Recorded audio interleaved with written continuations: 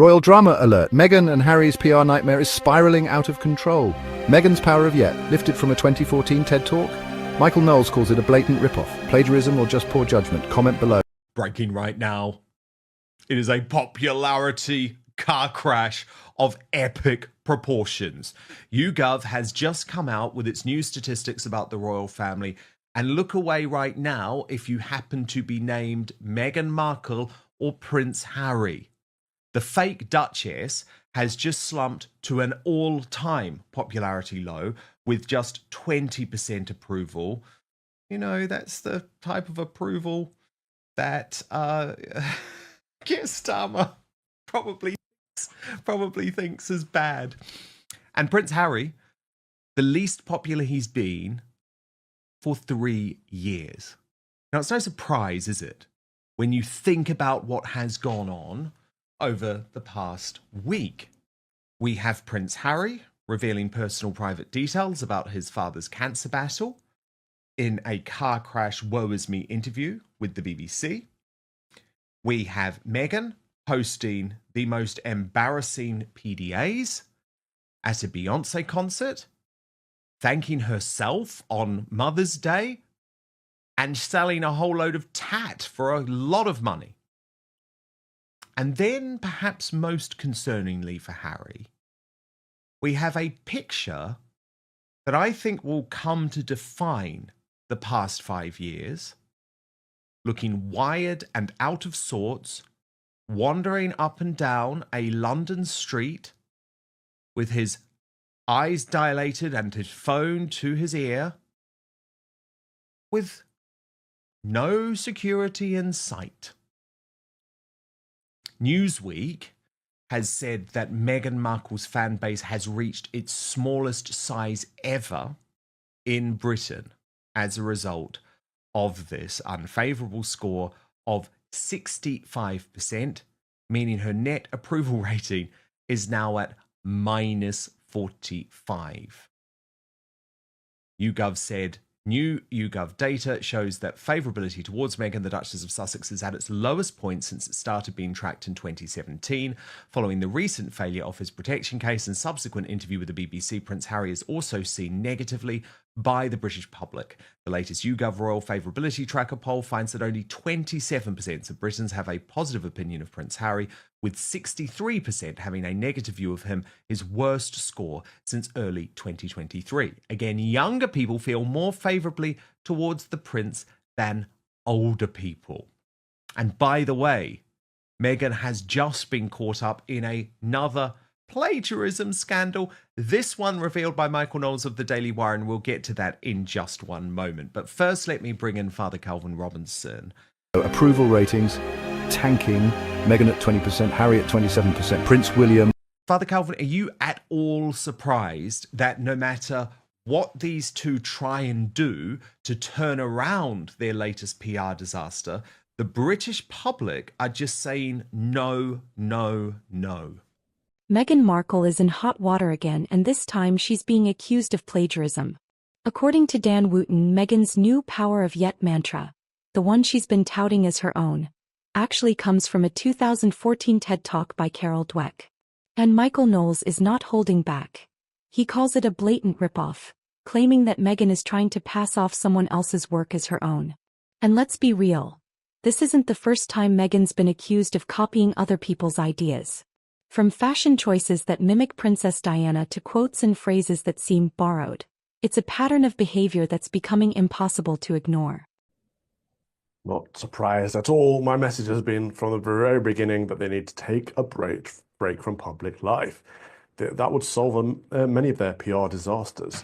Yes, their ratings are shrinking because they continue to make fumbles rather, mistakes publicly, and they're attacking people and they're looking back. Just go away from public life for a bit. But they're not going to do that, Father Calvin, because they need money. And their money, and I think what's so unfortunate now, their money comes from a constant need and a constant desire to be in the spotlight. So, for example, Father Calvin, we saw they went to a Beyonce concert over the weekend. Now, that's fine. Royals can go to concerts. But what was so unbecoming was they decided to share to the world this sort of PDA, that stands for a public display of affection, by the way, which looked so insincere. Meghan was almost like turning her face away, and the royal grift even said that she looked a little bit repulsed. But this is just behavior which cheapens the royal family, doesn't it? Given Harry remains fifth in line to the throne. Yeah, I mean, it's certainly not the first PDA we've had, but it's not a good thing. We don't want any more of it, I would say. It looks like he's leaning away to it. None of it looks very good and natural, but yeah, we don't need to see that. It's really interesting Maybe they're trying digging to down convince us of something that's not true. Yeah, it's really interesting digging down into these figures, Father Calvin, by the way, because I think what might surprise some people and will absolutely horrify Prince Harry has been the surging popularity, or it's happened over a long period of time, for Prince William. He, for the first time now, is the most popular member of the royal family. Harry always used to be more popular than him. Catherine, his wife, used to be more popular than him, and so was the late Queen Elizabeth II.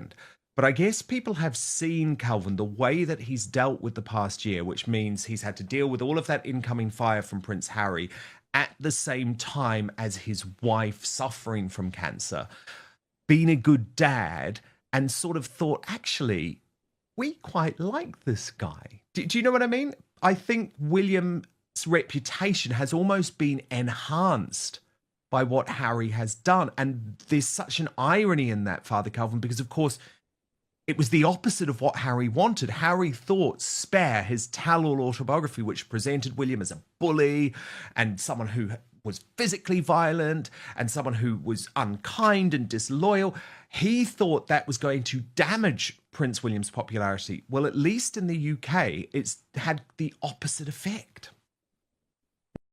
Self-awareness. In Spare, Harry comes across as a sniveling, entitled brat, and so people find empathy with the person he thinks is the antagonist, but actually I think William comes across as the protagonist, which of course he is. He is direct heir to the throne, and he is the star of the story. He is the main character. As much as Harry wants to be the main character, he will never be. He is a backup character, and that's, I suppose, where the title comes from, but that's what he has to come to grips with, really. Is Meghan running out of original ideas? Or is she just so desperate for relevance that she'll do anything to stay in the headlines? Exactly. It's not just unethical, it's pathetic. And it's further damaging her already crumbling reputation. And here's where things get truly disturbing. Prince Harry, the man who once demanded armed security in the UK, was just caught on a doorbell camera looking lost and out of it, wandering the streets of London without security. Father Calvin Robinson calls it a tragic fall from grace, comparing Harry's disoriented appearance to that of a man who's completely lost control. And the timing couldn't be worse.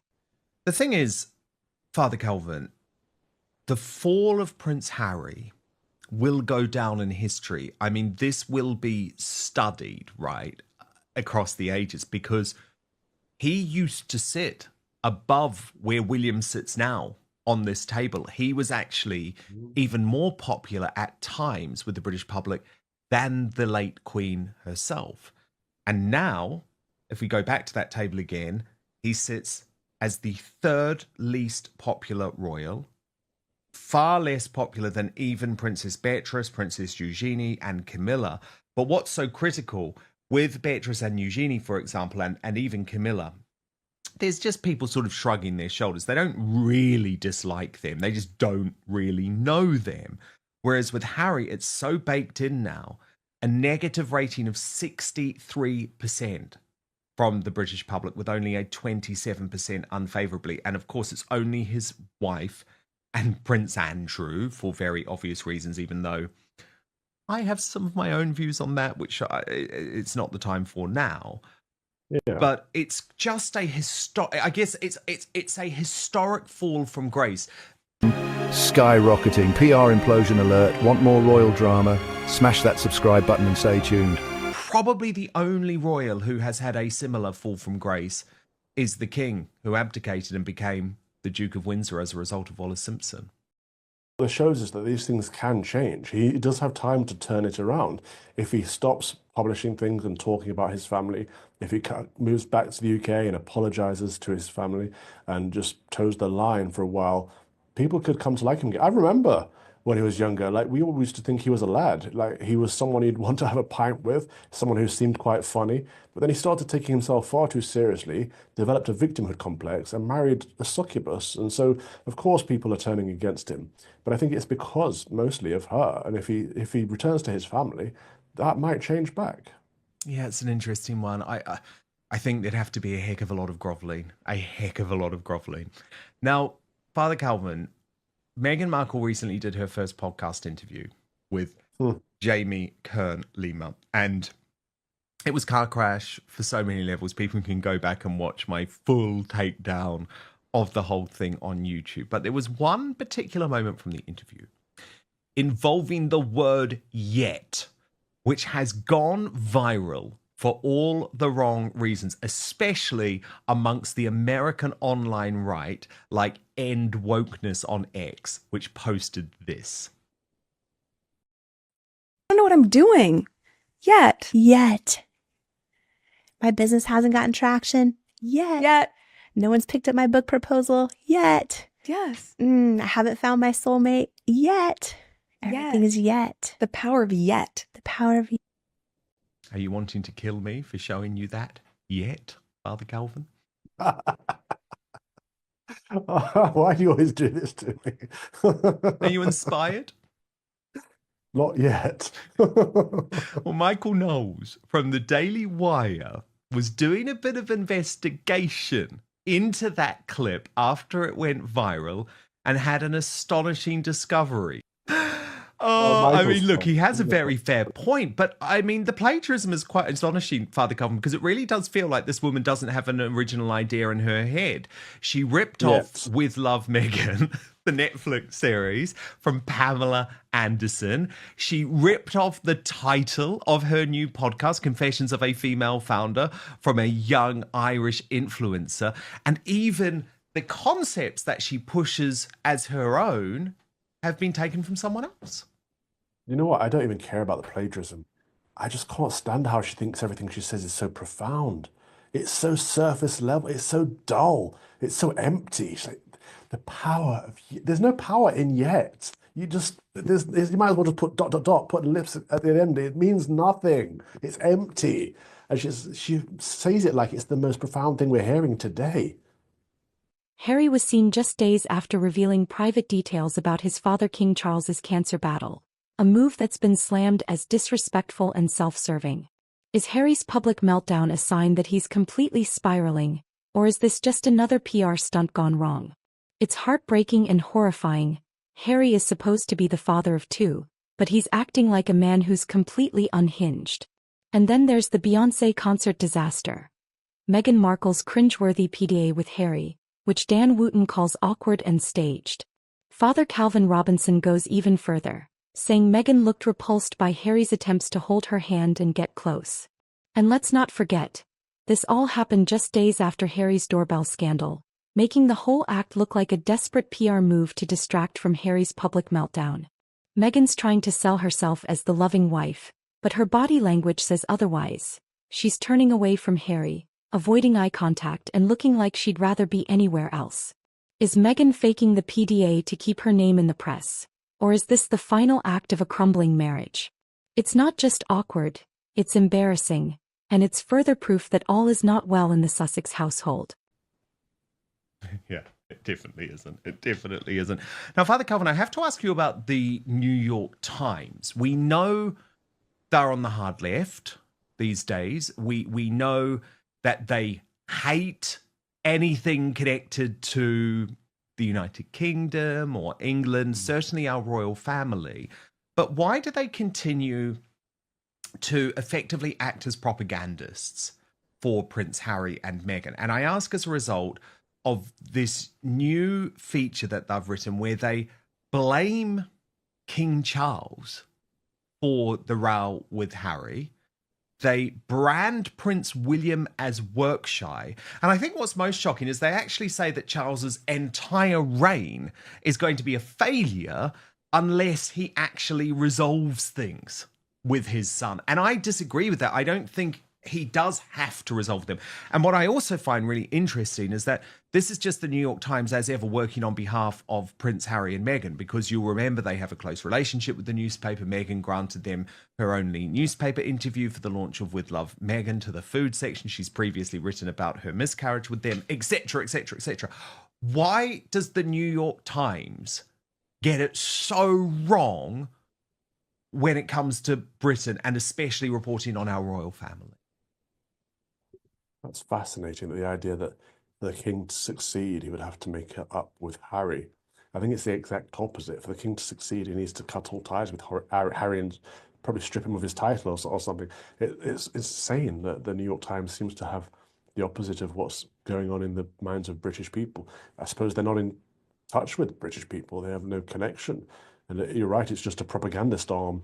Why is their connection so tight with the Markles? I'm not sure. I don't know what's going on there. But who gains from this?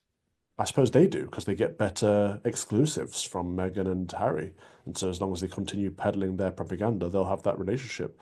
But do people even buy the New York Times anymore? No, of course they don't, and nor should you. I mean, they're completely irrelevant. What is interesting, though, Father Calvin, is even, oh yeah, did you see this? Even some of the, I guess, woke institutions are now turning very much on Meghan and Harry. We saw it happen with South Park, remember, months and months ago. But until now, Saturday Night Live, SNL, which still does remain an institution amongst a particular group of Americans. I mean, it's very woke. It's very anti-Republican. It's not something I would ever choose to watch. Yeah, and it's crap, isn't it? It's sort of, yeah.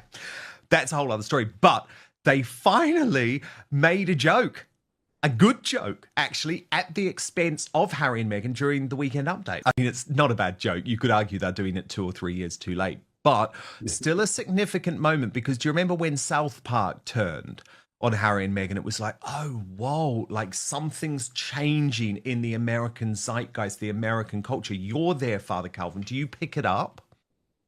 Yeah, I never hear people talking positively about them. People only ask, like, what is their deal? Like, why are they like this? I don't know. I don't know what's going on with them.